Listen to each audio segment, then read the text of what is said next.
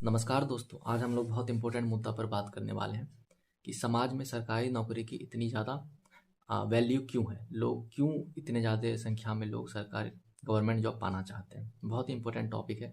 आपको बहुत important perspective जानने को मिलेगी आज की वीडियो से। तो चलिए शुरुआत करते हैं। देखिए, मार्केट में किस चीज़ की कितनी वैल्यू होगी वो हमेशा इकोनॉमिक्स में एक वर्ड यूज होता है जो आप लोगों ने भी पढ़ा होगा, डिमांड एंड सप्लाई। उस चीज़ पर सारी चीज़ों की वैल्यू तय होती है। सिंपल सी बात है, सिंपल सा लॉजिक आप भी लगा सकते हैं कि क्योंकि डिमांड काफ़ी ज़्यादा है, काफ़ी ज़्यादा लोग भरना चाह रहे हैं, गवर्नमेंट जॉब पाना चाह रहे हैं, लेकिन सप्लाई काफ़ी ज़्यादा कम है, काफ़ी कम वैकेंसी जाती है और डिमांड काफ़ी ज़्यादा है। उसी तरीके से अगर सब्जी वेजिटेबल के एग्जांपल में देखें तो देखेंगे कभी कभी प्याज या टमाटर का वैल्यू काफ़ी कम हो जाता है और किसी किसी समय में वही टमाटर और प्याज का वैल्यू काफ़ी ज़्यादा बढ़ जाता है। तो सेम यहाँ पर उसी तरीके से आप देखते होंगे कि खदान से हम लोग डायमंड निकालते हैं, हीरा निकालते हैं, उसी तरीके से खदान से हम लोग कोयला भी निकालते हैं। लेकिन हीरे का मूल्य काफ़ी ज़्यादा हो जाता है, हीरे का प्राइस वैल्यू काफ़ी ज़्यादा होता है, लेकिन कोयला का प्राइस और वैल्यू काफ़ी कम होता है। ऐसा आपने सोचा है क्यों? सिंपल सी बात है कि डिमांड और सप्लाई की बात है कि हीरे जो है बहुत कम मिलते हैं, बहुत शायद ही मिलते हैं, लेकिन क्या हीरे का कुछ खास यूज है क्या? देखने में अच्छा लगता है तो सिंपल बात वही है, डिमांड एंड सप्लाई का ही रूल है। बहुत मेहनत से निकाला जाता है, तो मेहनत से निकाला जाता है तो क्या होगा उससे, है ना? तो कुछ लोग जो है अपने फ़ायदे के लिए इसको जानबूझ करके अगर काफ़ी ज़्यादा निकल भी जाए तो उसको स्टोर करके रखते हैं ताकि हाई प्राइस पर वैल्यू बढ़ा करके रखे, वैल्यू बना करके रखे और उसको बहुत महंगे प्राइस पर बेचते हैं।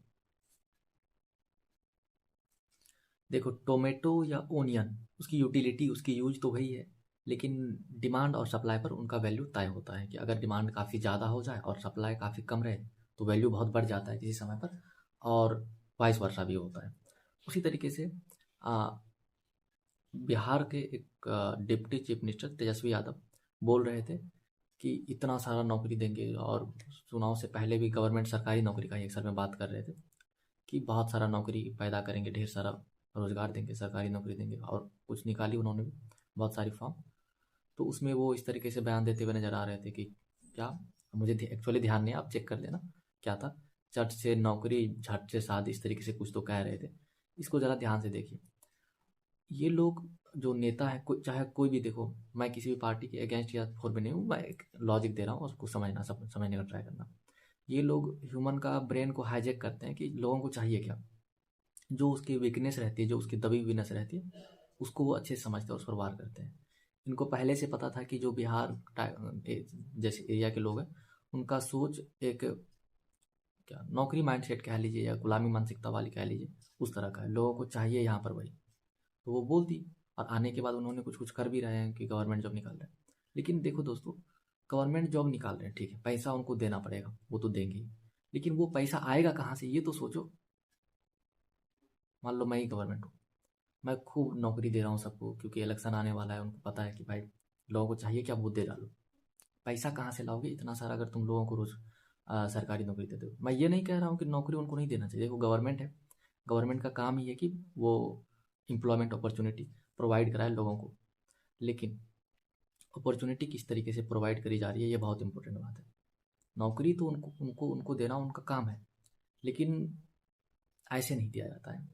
देखो फिर बाद में क्या होगा कि उसी चीज़ों को फुलफिल करने के लिए, पैसे को मैनेज करने के लिए रेट्स बढ़ जाएंगे, पेट्रोल के, सब्जी के, है ना, एलपीजी के, बाकी सारी चीज़ों के। फिर बाद में आप चिल्लाओगे फिर महंगाई बहुत ज़्यादा बढ़ गई है। समझो चीज़ों को कि किस तरीके से चीज़ों को करा जा रहा है।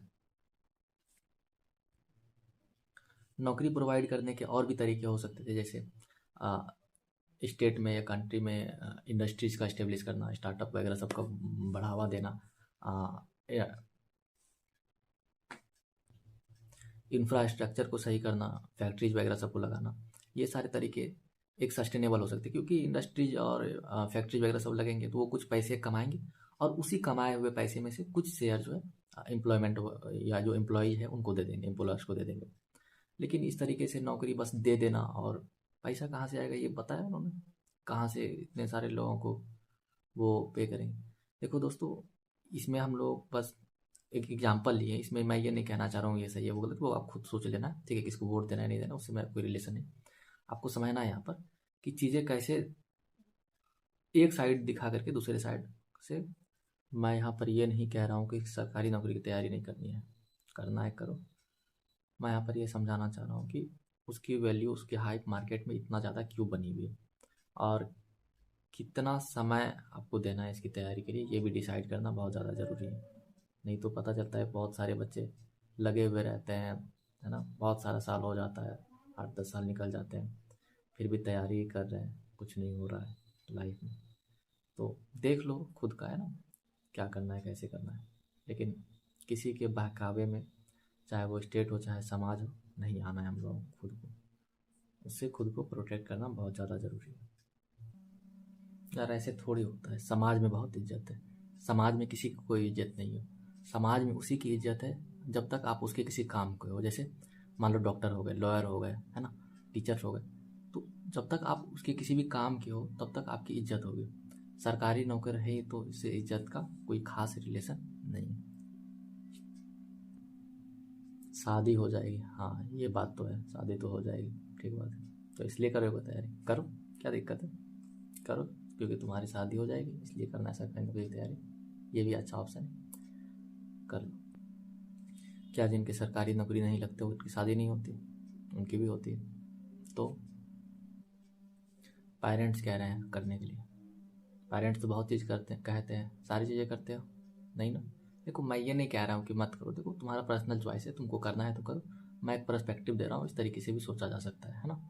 तो झूठ मूठ का मार्केट में काफ़ी ज़्यादा हाइपर क्रिएट कर दिया गया है जॉब को लेकर के। सिंपल सा जॉब है, ऐसे किसी का आईएएस निकल जाता है एकदम, क्या बड़ा सा गाड़ी में घूम करके माला वाला पहन करके ऐसे हाय हाय, जैसे कि पता नहीं क्या हो गया हो, शायद खुद ही भगवान बन गए हो, इस तरीके से फील। इस तरीके से प्रचार किया जाता है एक्चुअली। ये प्रचार कराने में कोचिंग इंडस्ट्री वाले इन लोग जानबूझ करके इसको एक हाइप क्रिएट करके रखते हैं मार्केट में, ताकि एक जैसे कहा जाता है ना, किसी चीज़ को तुम ज़्यादा वैल्यू क्रिएट नहीं हो रहा है तो उसको खुद ही, मतलब प्रोफेशन को ही बहुत बड़ा बना दो, ताकि कोचिंग इंडस्ट्री फ्लरिश करते रहे। एक आदमी का कुछ एग्ज़ाम हो गया क्लियर, 5-6 बार इंटरव्यू, हर जगह पर धूम धड़ाका मचाते रहो, सेलिब्रेशन, गाँव में एकदम पोस्टर वोस्टर चिपका दो।